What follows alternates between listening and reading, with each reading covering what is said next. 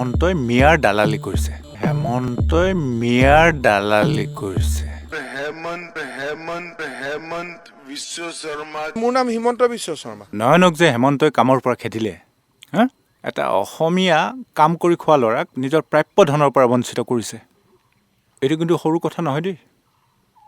তই এটা কাম কৰিবি, নয়নে এটা ভিডিঅ' বনাব লাগিব। ভিডিঅ'টোত ক'ব লাগিব যে হেমন্তই মিয়াৰ দালালি কৰিছে। তোক মই দায়িত্ব দিলোঁ কিন্তু। আজিৰ ভিতৰত ভিডিঅ'টো বনা, আমি সকলোৱে শ্বেয়াৰ কৰিম। হ'ব দাদা, এইটোনো কি ডাঙৰ কথা হ'ব আৰু মিছা কথা নহয় নহয়, হৈ যাব। নমস্কাৰ, মোৰ নাম নয়ন ভূঞা।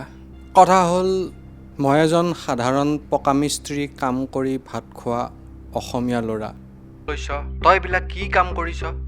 তই বোলে অসমীয়া মিস্ত্ৰী, তই টকা তোৰ বাপেৰৰ নেকি? হেমন্ত, মানে ফায়াৰ। তাৰপাছত তেওঁ মোক কামৰ পৰা খেদি দিলে আৰু মোৰ পাব লগা 9,000 টকাও মোক নিদিলে।